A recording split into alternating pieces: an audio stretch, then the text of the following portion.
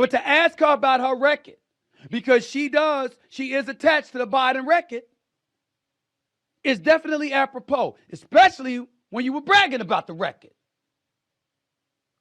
We talked about Biden being a transformative president. Well, stand on it then. Stand on it. Where you at?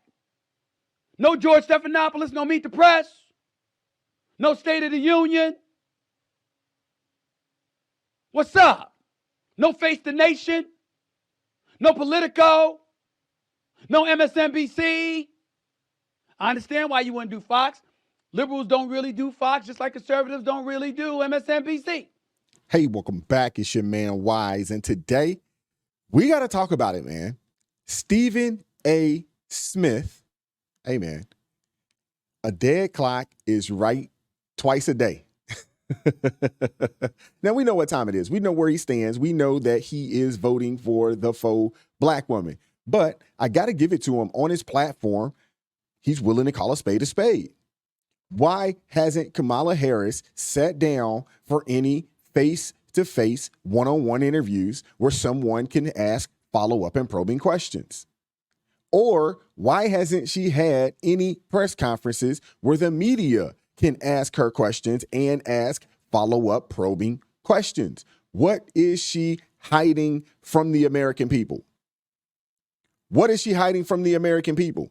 Because we see Trump out there everywhere.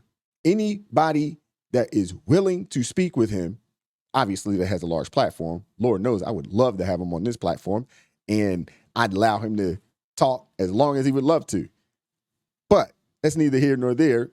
The big platforms out there, the Aiden Rosses of the world, you know, obviously he went out to NABJ. He's going to all types of platforms, friendly and foe, and sat down, and he's been willing to answer the questions. He's had town halls. He's had situations to where you have just regular American citizens asking him questions, and he was willing to do so.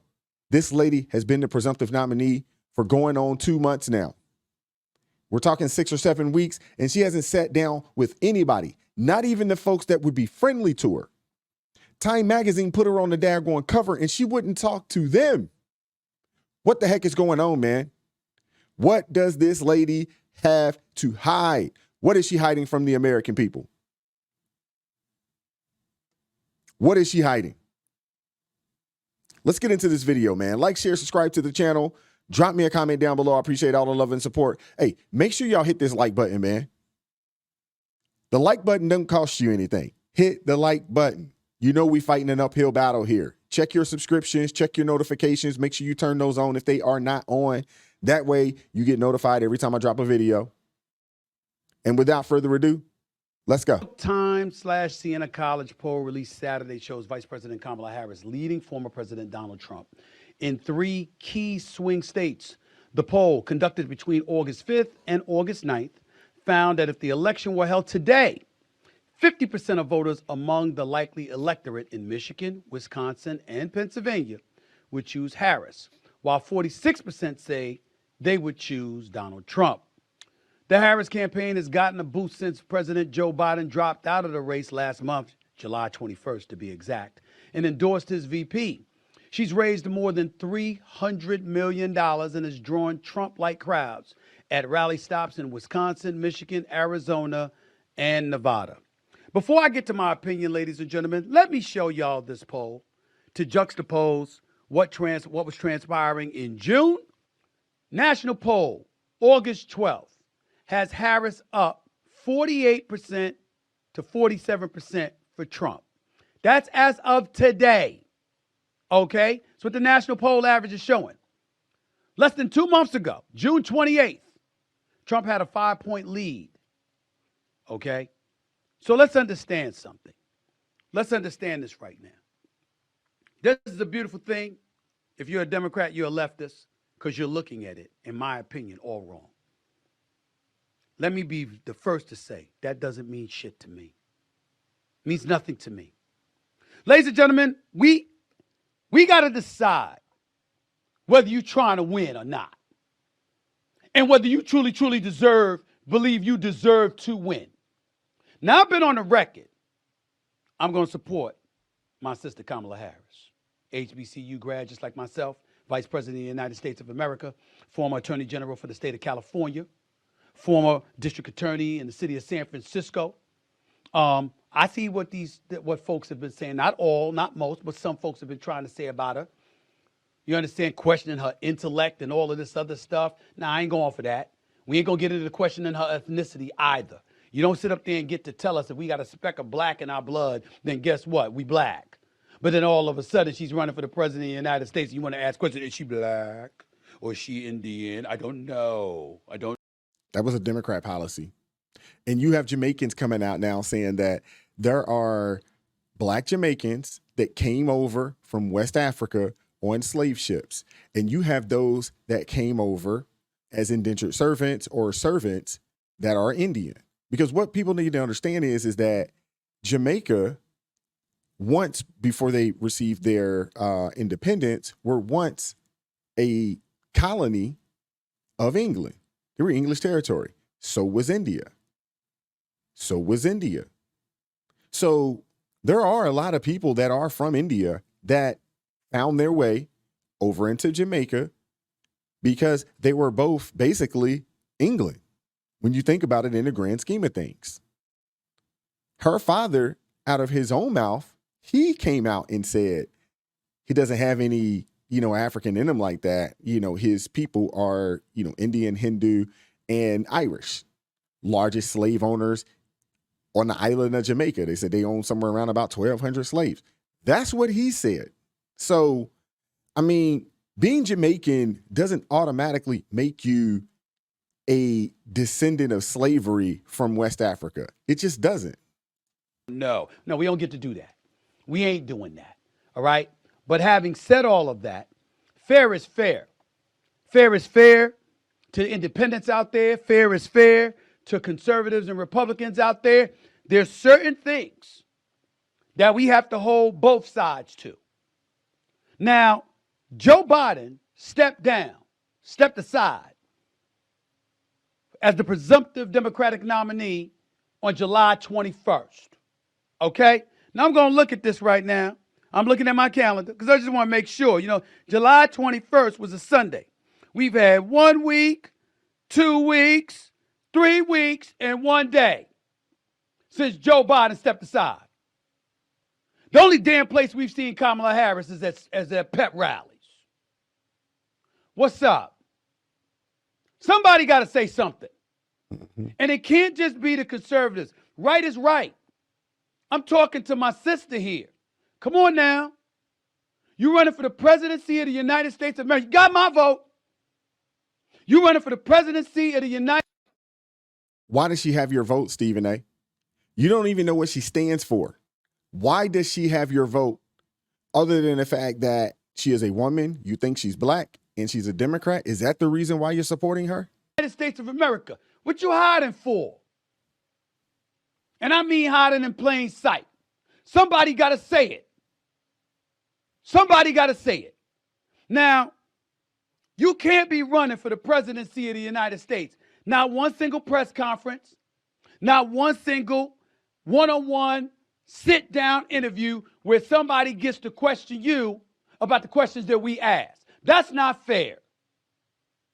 That's not fair. And if you're a conservative and you out there lambasting her for it, ridiculing her for it, trying to torment her for it or whatever, it is perfectly within your right to do so. All of you anti-conservatives out there, shut the hell up. That's a valid point. It ain't valid to bring up a blackness or an Indian heritage and to try to point to things of that nature. That's nonsense. It's definitely valid. Think about this. NFL players get fined for not speaking to the press after a ball game. NBA players get fined for not speaking to the press after a ball game. But someone running for president, there's no ramifications. No one seems to care that she won't sit down and speak to the press. This doesn't make sense, man. This doesn't make sense. It's not right. What does this lady have to hide? Why is she hiding from the press. She won't even do an interview with people that would be considered friendly to her. What the heck is going on? But to ask her about her record, because she is attached to the Biden record, is definitely apropos, especially when you were bragging about the record. We talked about Biden being a transformative president. Well, stand on it then. Stand on it. Where you at? No George Stephanopoulos, no Meet the Press, no State of the Union. What's up? No Face the Nation, no Politico, no MSNBC. I understand why you wouldn't do Fox. Liberals don't really do Fox, just like conservatives don't really do MSNBC.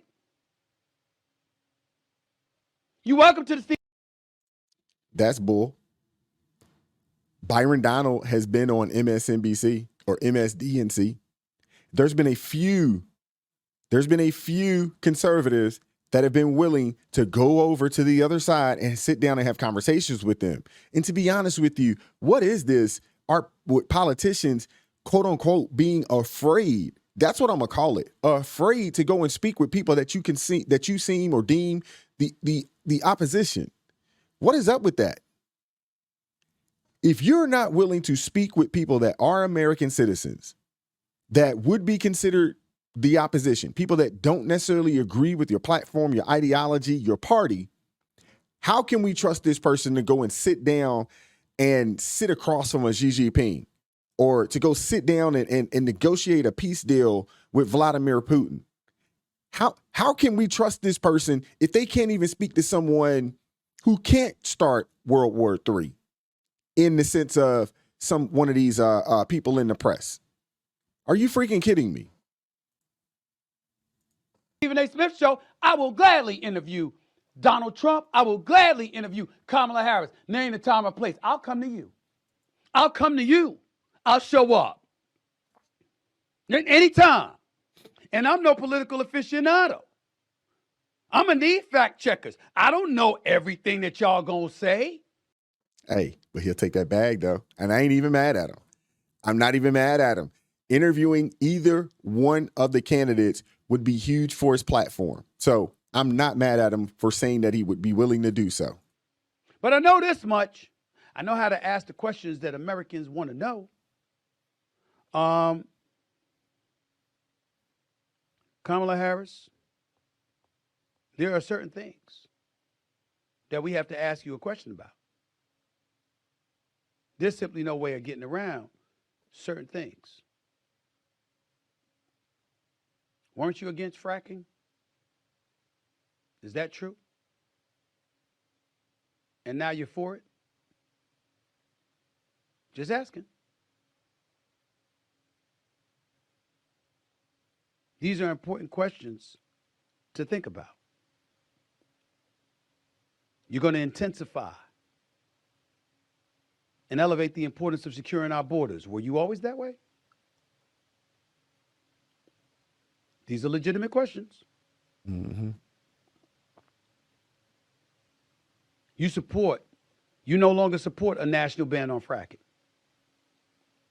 Also, you no longer support the elimination of private health insurance. Is it true that one time you supported those things? When did your mind change? How long ago was that?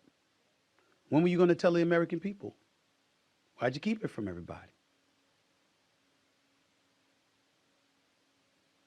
And yes, it is a legitimate question. How much did you know about Joe Biden and the slippage, the cognitive decline that so many people have alluded to on both sides of the aisle now? Did you ever feel compelled to tell anybody? I know you didn't want to come out and dime them out publicly, but privately, were you working behind the scenes? Did you tell folks about this? Did you talk to Joe Biden himself about that? These are legitimate questions for a presidential candidate. And the reason why I think it's important, ladies and gentlemen, to bring this issue up. I support Kamala Harris over Donald Trump. Why? But fair is fair. Why is it more important than ever before? I could bring up Hillary Rodham Clinton in 2016. And I understand that James Comey came about and basically got in the way of everything with the whole deleted email scandal just a couple of weeks before Election Day. But isn't it true that you thought you had the election in the bag and didn't necessarily campaign in places like Michigan and Wisconsin and Pennsylvania, swing states like that, prior to the election, while Donald Trump did campaign in those elections in 2016? Is it not true that just in this cycle, that there wasn't really a primary for the Democrats? Because the way was paved for President Joe Biden. This is not about Kamala Harris. This is about the Democratic Party. How dare you? How dare you? If the man is ready and qualified to run for the presidency of the United States of America, why are you getting in the way of competition? Let the American people decide. I don't give a damn if it's Dean Phillips or somebody else. Let us decide. We're the voters. Let us decide. That's all I'm saying. I'm talking to the Democrats and the Republicans. You see, when you want to sit up there and you want to crucify Donald Trump, I'm down for that. I don't like a lot of stuff about Donald Trump. I can't deny, however, the man does a whole bunch of interviews. Yep. Getting ready to get interviewed by Elon Musk. Showed up to the National Association of Black Journalists. Knew that wasn't going to be a pleasant experience. But he did You it anyway. saw him. You didn't even say hello. How are you? We saw that. But he was there. I saw Ron DeSantis, Chris Christie, Vivek Ramaswamy,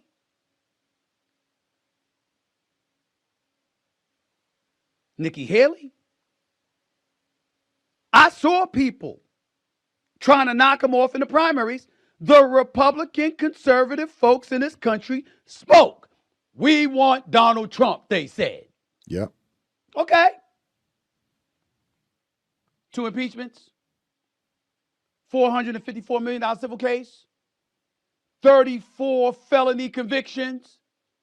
They said, we don't give a damn. He's our guy. Did we really get to make that choice about Joe Biden? Nope. We didn't. Wow. Stephen A. Smith. Now, we know he's a leftist, but he out of his own mouth has said that he's fiscally conservative. So when it comes to his money, he's extremely conservative. I'm sure he's not happy with the fact that they want to raise the taxes. What I mean by they is Kamala Harris and Joe Biden and those people. They want to raise those taxes for those that make over $400,000. And really and truly, it's a trickle-down effect because it's going to affect everybody. They want to raise taxes on those types of folks. You know what I'm saying? It'd be a blessing to be in that number. But, you know, hey, it is what it is. But shout out to him for at least calling it out. And that's what media should do.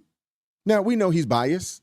And he, out of his own mouth, has come out and said, hey, I'm going to support Kamala Harris. He hadn't actually come out and said why. What is it about her that he likes? What is it about her policies that is liked? Because, hell, none of us know really what her policies are other than the fact that she wants to terminate your pregnancies and she wants to not tax your tips, which is something that she stole from President Trump. It's neither here nor there. But at least he is willing to come out and call it what it is. Why is this lady hiding from the American people? Why is it that her people, because I'm sure this is a campaign strategy, very similar to what the sister on the Breakfast Club said. I don't know what her name is, but she wasn't super informed. But she said that Kamala not speaking to the media, it's a strategy and it's working because you see her polls and this, that, and the third. But how long will she be able to not speak to the American people before the American people in mass start saying, what the heck is going on? Why won't she sit down and talk to anybody? Again, Time Magazine put her on the daggone cover and she would not have a conversation with them. They're extremely friendly to Democrats and they would be to her. MSNBC, they're a propagandist arm of the Democratic Party. They would be extremely friendly. CNN, the same. Why won't she actually sit down with anybody? And that lets us know that she has something to hide. 1, 2, she doesn't have the ability to sit down and have one of these interviews.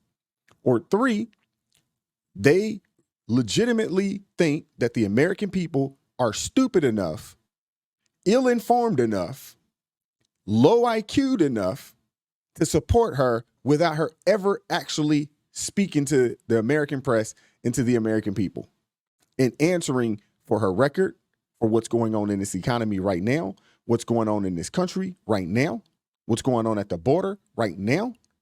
And they think that they will just go along to get along without actually challenging her. And they think that she would be able to get away with it. And the sad part about it is right now, the fact that the polls say that it's 50-50, I don't necessarily believe it, but that's the mainstream media continuing to shield and prop her up. But how long will they be able to do it without her actually coming out here and speaking to the American people off the cuff? How long? How long will this charade last? And to be honest with you, I don't think it will last that long. Now, we know we got people like Ricky Smiley and those that are in that, boule entertainment world. They're bought and paid for. So we ain't even concerned with those folks. We're also not concerned with any of the people in the mainstream media, but regular American people that struggling to afford gas, struggling to feed their families. When you think about the amount of single mothers out here that aren't on assistance, working, but can't afford to really make it out here in these streets, those people are gone. Those people want answers right now. And I would assume that another couple of weeks, another month goes by without her sitting down and answering to her record and answering to the American people and informing the American people on how she's going to right this ship. That support is going to wane, and it's probably going to tumble very quickly. Let me know what you guys think in the comment section, though. Shout out to Stephen A. for doing this particular segment on his podcast. Shout out to him for calling it out. That's true journalism right there, and I'll give him props for that. I don't necessarily agree with Stephen A. I don't. But I do appreciate him being willing on his platform to not come across as just some shill that won't call it out and won't call it as he see it. I appreciate him for being willing to do that much. Because there's so many people out there with large platforms that are multimillionaires that hadn't said a word. And those people, and those are the people that you need to question. You need to give the side eye to. Those are the people that you probably need to stop supporting. Again, let me know what you think in the comment section. Like, share, subscribe to the channel. Drop me a comment down below. I appreciate all the love and support. Consider joining the ARP family. It supports me, the team, the channel, gives us the ability to do what we do on a day-to-day basis. God bless each person that has joined the ARP family thus far. Keep God first in your life. Stay prayed up. And I'm going to catch up with you all next time.